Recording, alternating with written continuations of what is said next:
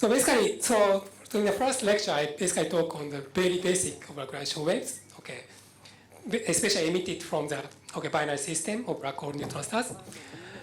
So basically, so general relativity predicts that gravity propagates as transverse gravitational waves.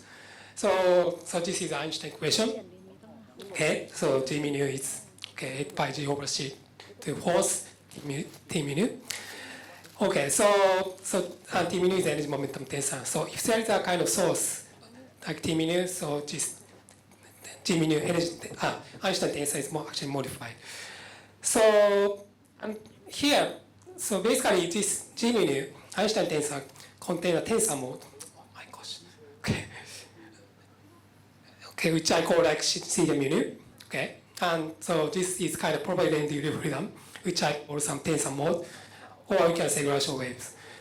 And on the Minkowski background, so basically if you write down some equation motion for the spatial component of theta mu, I get this equation motion. And you find that this contains like C here. So this is a kind of wave equation. And on the right-hand side, we have some source term, which come from energy momentum tensor. So if there is some compact binary, like black hole with a large energy momentum tensor, so if Tij is actually large, and then this theta ij is also can be large, and in that case, so basically amplitude of gravitational wave can be quite large, and then there is a possibility that we can measure gravitational wave.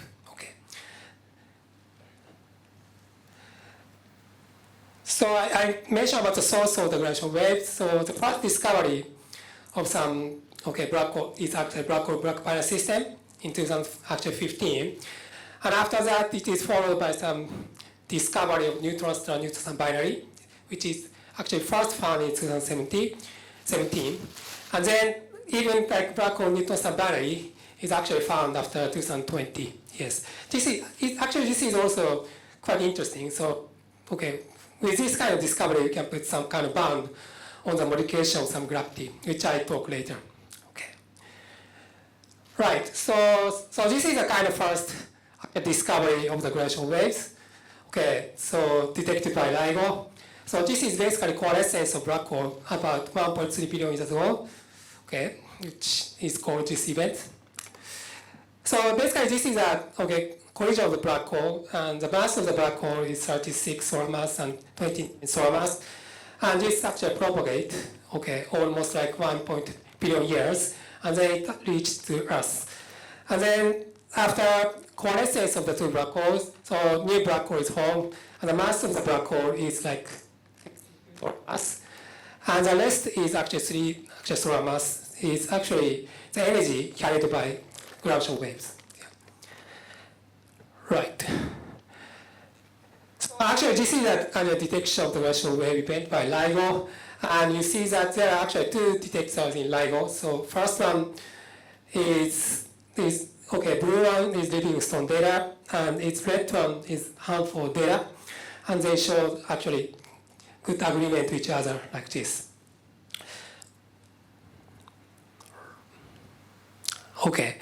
So basically, by observing gravitational waveforms, we can learn actually many things. So first, for example, so if the waveform is like this, from this amplitude, we know the distance to the source. And this is actually in the case of first detection of gravitational wave, it's very small, like 10 to the minus 21.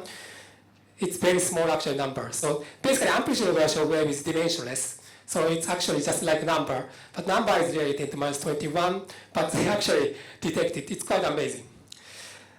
And also, if we observe this kind of frequency and a change of the waveform during the Inspiral phase, this phase, you see that actually frequency changes, as the black hole approach each other. And so from this kind of change of frequencies, so basically we can measure the mass and spin of compact objects. That's what I actually want to talk. Yes. And also after merging, so there's a ring down phase, and from this kind of ring down phase, again, the gravitational wave is emitted, and we can also we know also the information of the mass and spin of single body, or black hole or neutron star, whatever. So, okay, this is just some example. So basically during the Inspiral phase, before the merging process, so typically the frequency of the gravitational wave is something like between 10 and 1000 hertz. So for example, you see here, for example here, so between like 0.05 seconds, so this gravitational wave oscillates like 2.5 times. So you can actually compute frequency very easy, so in this range. So 2.5 divided by 0.05 second, so you get like 50 actual hertz. So during this phase, so we have like 50 hertz, okay, frequency of gravitational waves. But if you, okay, go back to the past, actually, the frequency is actually smaller. So as the binary approach each other, frequency increases in time. Okay. So we have to really take into account this kind of frequency change, okay, to compute the gravitational waveform. That's what I want to do. So, okay, before doing that, so I want to also mention about some, okay, coalescence of neutron star binary. So this gives very important information, especially some testing some dark energy kind of theories. So this is a kind of event of the kind of collision of the two neutron stars with mass is between this mass, something of order like solar mass. So this is a kind of constant edge. So basically we do some kind of MC analysis to put some bound of the mass and also some radius of the kind of neutron star. And actually this can put some kind of constraint on the neutron star equation state. So some of the neutron star equation state is actually ruled out because of this kind of discovery. That's very important in the nuclear physics. And also cosmologically, so basically measure some kind of other kind of source of the light ray, gamma ray actually in this case. So in the case of GW 70 event, so in addition to the gravitational wave, we have some gamma ray kind of event. Okay, this one is better.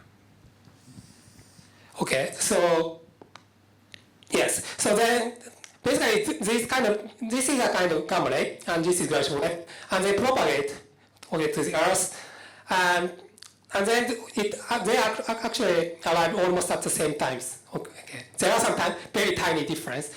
And if you measure kind of this distance, so CG is the speed of gravitational wave, and C is the speed of light, and if you take some ratio and take some difference between 1, CG over C minus 1, you find that this is something between like 10 to minus 15. So this is almost saying that CG is almost equivalent to C.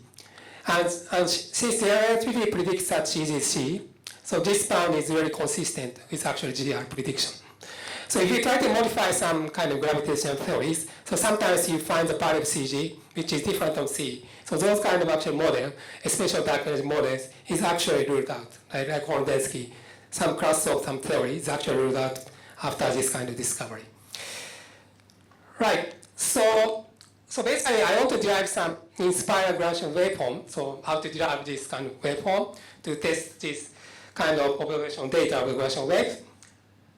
So, let's consider, some actually, binary system. And one has a kind of mass like MA, it's here, MA. And the other one has a mass MB, and it rotates each other and approaching each other. And I first assume that R is constant. In fact, R is not really constant. R actually decreases in time. But as a kind of first approximation, I assume that R is constant. And later, I include the effect that R actually changes in time. And the velocity of the first object is VA, and the other object is VB.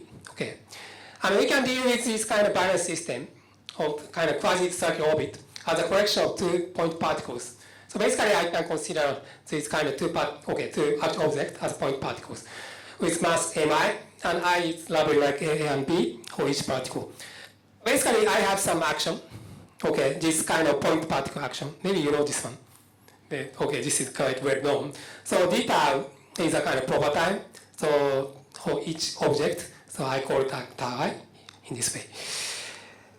So basically, because from this kind of action, for the point particle action, I can derive some geodesic equation motion. Let's consider this kind of metric. ds squared is minus dt squared, and I can write like standard way, like G mu x mu dx nu.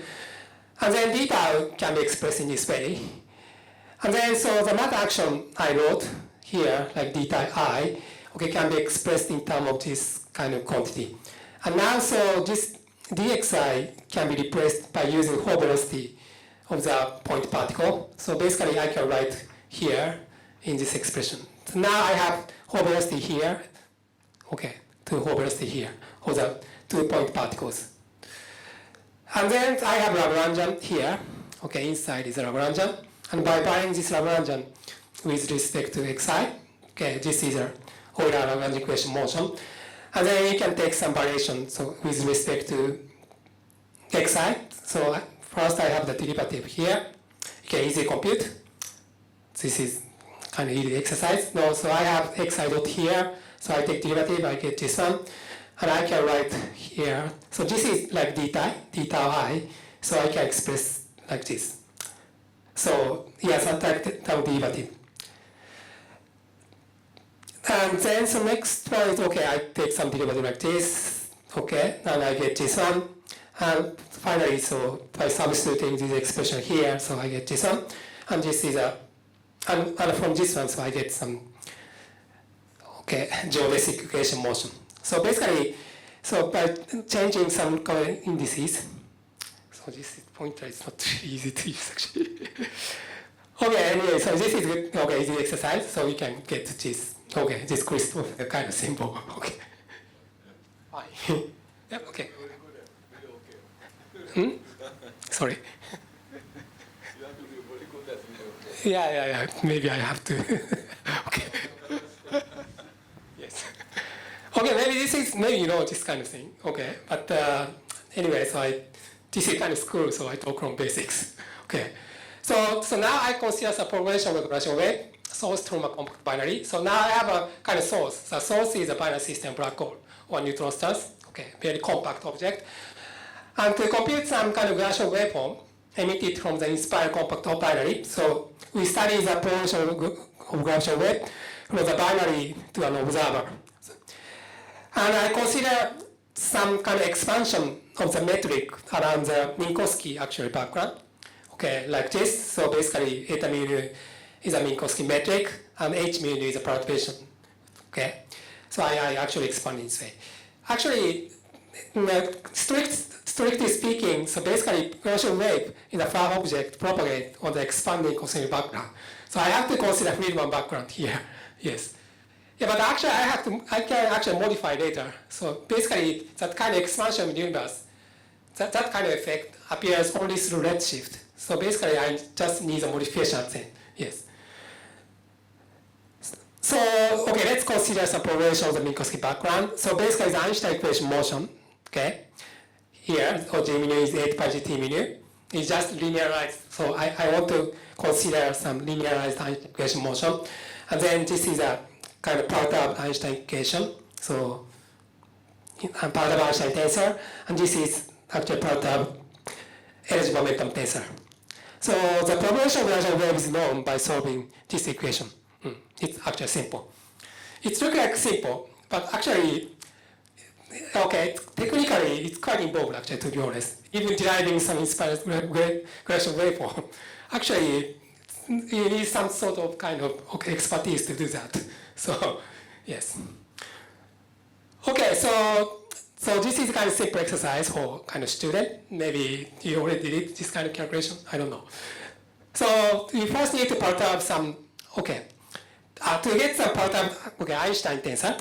So I have to compute some Christoffel simple first, and then Riemann tensor, Rich tensor, and finally I get some Einstein tensor, and then that way. So I first need to perturb some this Christoffel symbol. And then, so basically, Christoffel symbol is defined this way. And so basically, I just consider linearized gravity. So I'm just interested in first order perturbation. So this is the expression of the first order kind of expression. So I can replace G mu like 8 mu, because first order actual term only come from here. So I just replaced here like h. And then, so basically, so eta 0, 0 is just -1, and eta 1, 1 is actually 1, and those kind of expression is substituted, and then I get this kind of expression. And aluminium is actually this kind of the expression is like this, but the third and fourth term is second order interpolation. So basically, the first two terms are actually only linear terms, so you can ignore the third and fourth term. And then by substituting this expression here, so it's kind of thing here, and then finally I get this one. Okay, this is a linearized kind of quantity. Okay, this is a kind of exercise. Please do that. This is very easy exercise. Yes. So and then I introduce this kind of Laplacian quantity, like box is defined like this. So this is a time derivative, and this is kind of spatial derivative. Okay, and H is a trace of the actual H menu. I call H here, and R menu is expressed in this way, and I can take the trace of this quantity, and this is a rich scalar, and I have this kind of expression finally, and R is of this form. So finally, so I can get some linearized Einstein tensor, okay, from all these expressions. So then G menu is like this one. Final form is like this one. Is it fine? Okay.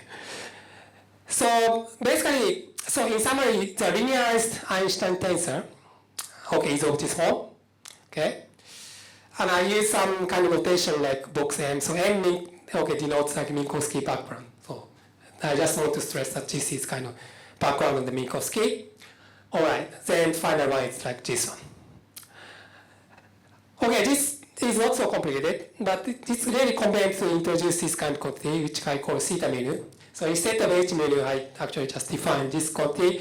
And if I take some trace of theta menu, so I get this one. Okay, eta menu, theta menu is equivalent to minus H. You can easily find like. So from here, so you have some, term 4 is multiplied. So basically, and then this 1/2 is there. So I get like theta is minus H. Okay. So inversely, so basically I get H menu is like theta menu minus 1/2 eta menu theta. Okay. Instead of using theta menu, so I can write H menu in this way. So basically I substitute this expression here. Okay, first expression. Then finally I get this kind of expression, which is even simpler compared to the first expression. Right. So basically, so I want to solve this one, okay, for the Inspiral system of black hole binary or black hole neutron binary. And I have the first linearized Einstein equation motion. Okay. Then the goal of this solving this equation is look like quite simple. Okay, just solve this equation. Okay, further. Yeah, but there are some complexity here. Okay, so we have to understand kind of detail. Okay. So first, I have some gauge degree of freedom. So let's choose some gauge. So I choose some Lorentz gauge condition. Like derivative theta menu is actually 0. So I call it Lorentz gauge condition. And then then by choosing this gauge, the situation becomes really simplified because second and third term on the left-hand side vanish. So finally, I get this very simple equation motion. And because of this kind of Lorentz gauge condition on the left-hand side, so T menu 1 is also must satisfy this continuous equation motion. And then finally, so we just need to integrate out this equation motion to obtain the solution of theta menu. So basically, I want to get some gravitational waveform. So I just want to get this solution of this form. And I have to specify the source of T menu 1. And the source comes from the binary system, black hole, or black hole neutron binary system. Okay, the solution of this equation in general, can be used by using some green function. So basically, green function satisfies this one. Okay, like this one. So this is a whole-dimensional delta function. And x mu is it's just time space like kind of coordinate. And then so basically the solution to this equation can be written like this. So this is green function. And this T, RET is retarded time, which is actually defined this way. And by using this kind of property, of the kind of green function, so basically I can write the solution to this equation in this form. Maybe you easy to understand. Yes, so by using the property that okay, this green function is a solution of this one, then you can easily show that this is a solution to this system. And t retarded appears here, and this is actually delta function. So I can actually take some time derivative. So basically, I can take the time derivative like t prime is equivalent to t retarded. So then I can get some special derivative, and I can replace like here, t retarded is replaced by this here. So t mu is a basically function of time and actually space, but now this contains some time dependence, retarded time dependence here, and also space dependencies appears here. So this is a kind of solution of the gravitational wave. Fine. So actually we need some source for the kind of generation of gravitational wave. So basically, if t mu 1 is actually 0, so there is no source. Basically, C t mu is actually 0. So now the source is actually the binary system. So let's consider some binary source. Which really propagate. From here. So basically, this is a binary source is actually rotating. And then, so it's actually gravitational wave is emitted and propagated to the Earth. And now I call some kind of vector, x is like dn. So dn is a kind of distance from the binary to the Earth. And n is a direction vector, unit vector that denotes some direction of the x, actually. And x prime is actually anywhere. So x prime, I choose like here. And x minus x prime is like here. So as long as this x prime is around some binary source, so as long as x prime is at most order typical radius of source, around here, then so this is, I can make some approximation that x minus x prime, so this amplitude is like d here, and also I can propagate this x vector here, and I get this kind of value x prime inner product of n. So this is a kind of approximation. So as long as x prime is over this typical radius of the source, then I get this kind of estimation. So basically t minus x prime is like this one. So basically this retarded time appears inside t mu. So basically now I can replace this expression, like here. So yeah. And then, so as long as, d is much larger than actually, d. D is something like some typical radius of the source. So as long as this kind of distance d is much larger than the typical size of the sun source, then so basically I can make some approximation that this is actually very small quantity. So basically I substitute here, this expression is here. So I have t minus d plus this quantity. But now this quantity is very small quantity compared to d. So x prime n is very small quantity. So basically I can make some Taylor expansion here. So you understand this one, right? So basically this x minus x prime is just replaced like d. So at leading order, so this is basically d. So I replace, this distance is replaced by d. And inside, Tij1, so basically I make some Taylor expansion, so I get this one. So yes. So this expression. All right. So, now I get kind of solution here. And I can further simplify this kind of solution. And I can get some kind of final formula at the end. And in doing so, I can use some relation of the continuity equation like this. So the derivative of t mu 1 is actually 0. And there is a relation, this one. So here, I have some, L is there is a linear term. A linear term is like this. And this linear term, is equivalent to this quantity. So you can show this one. Maybe, so for students, so this kind of homework. Yes. But actually, it's not so trivial, actually. And I actually asked ChatGPT whether ChatGPT can do it. Actually, they immediately do it, actually. Yes. So yeah, they are very clever enough. So maybe so you just try it, and if you can't do that, maybe you can consult ChatGPT. But you have to understand what ChatGPT says actually. Otherwise, so you don't understand physics, Yeah, ChatGPT is nowadays very clever. So yeah, basically I'm doing some kind of test in the university and quantum mechanics, and students got really bad score.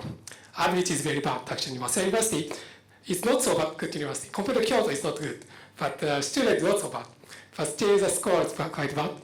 And I asked ChatGPT to solve that problem. And immediately after 5 seconds, they got all the answers. So amazing. So, but actually, so you have to be really careful when you use it. So you really have to understand actually what they say. Okay. Yeah, we use it in that kind of way. So yeah. Nowadays they can even make some kind of paper. So amazingly. But we have to be careful. Yeah. So okay, anyway, so just show this relation. Sorry. Right, so basically L Z is a leading order term. Okay, so here L Z is a leading order term. So you see that leading order term is just one. And I can replace that leading order term with this expression. So basically it contains like T001 and X1, Xi prime and Xi prime.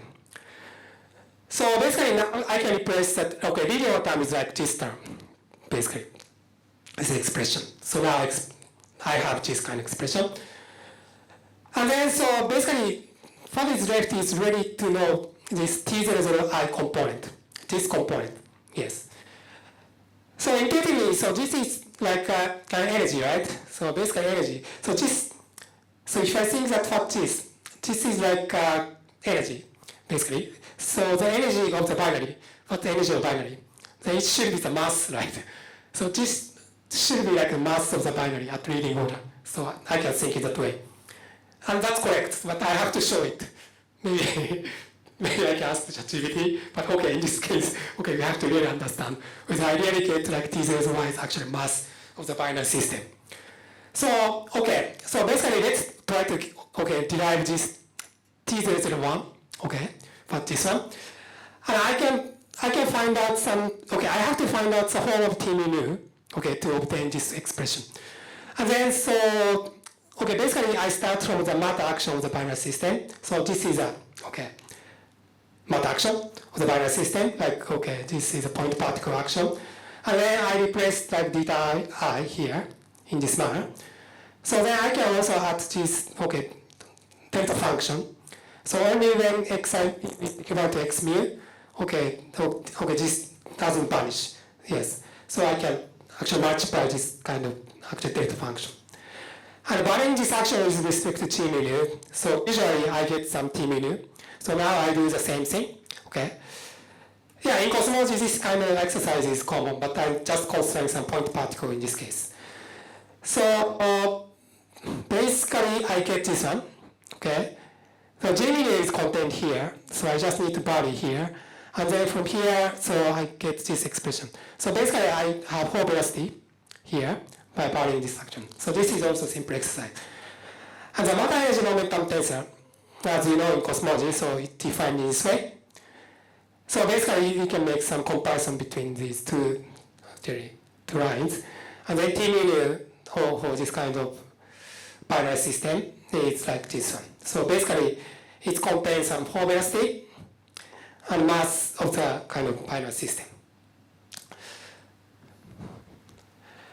So basically, so I can write it kind of easy way further. So basically, I can use a property like theta I is like dxi over ui0, and then by substituting this expression here, so then I can simplify further in this way, and now ui0 appears in the denominator in this manner. So now basically time part is actually integrated out here. So only, then I get this one. Basically this is time integral, but now so I already did some integral here. So now I'm interested in T00 component of this kind of binary system. So just substitute here, like mu and mu is 0. So this is actually 0, 0. So one of the ui0 is vanishes. So I get this expression. And on the Minkowski background, root minus g is just 1. Yeah. So I'm considering Minkowski background. of the propagation. And then so I find that this is just one very simple. And also, as long as the velocity of the sources are much smaller than the speed of light, this is not trivial actually. So because the velocity of the kind of black hole binary system is quite fast. But as long as you are considering some kind of period where binary do not approach very closely, and then I can make some approximation. That's called the inspiral phase. During the inspiral phase, so velocity of the actually binary source is actually much smaller than speed of light, typically. Yeah, but it can be over order like 10 to minus 2c actually. Yes, it's not extremely small to be honest, Yes. Okay, so under that approximation, I get this one. Okay, basically UI0 is basically dt over theta I. So theta I is basically like t. So this is just one. I can make some approximation. So basically, I get this final formula. So t0 I is t00, and this is just mi and multiplied like delta function. So this is desired expression. This is just Einstein relation, like E equal mc squared. Yes. Yeah, that's simple expression. So finally, I get some quadrupole formula. Okay. So now I get this expression. So basically, I substitute this expression is here, x theta ij, and then I find this one. Okay. This one. Okay.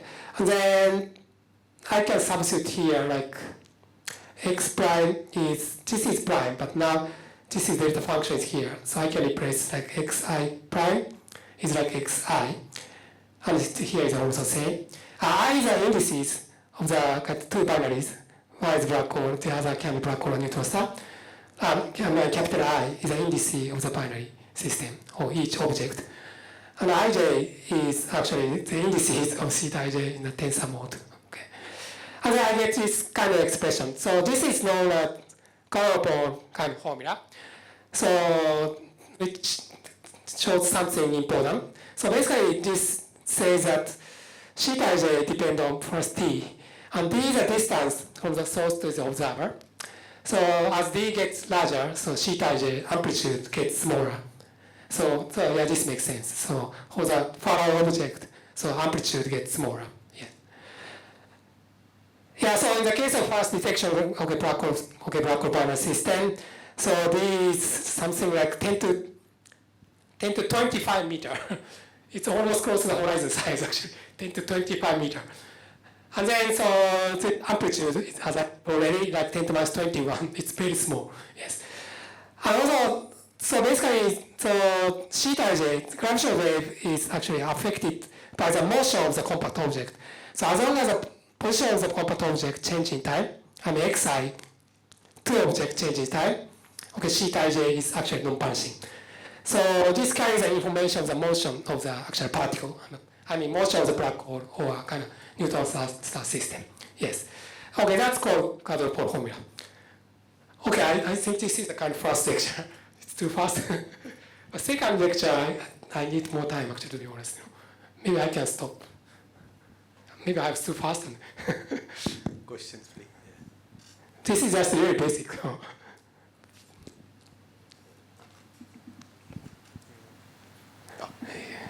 Yes. I want to ask that this quadrupole moment is only for we know that we need four particle, right?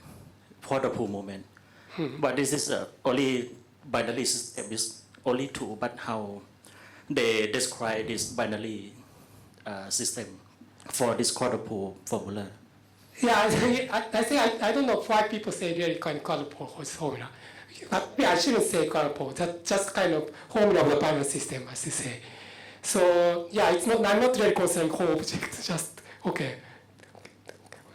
Yeah, two actually bodies actually really just rotating each other. So in that sense, I shouldn't say maybe quadrupole formula. Yeah, it's not really quadrupole in that standard sense. So maybe I shouldn't say this way. Yeah.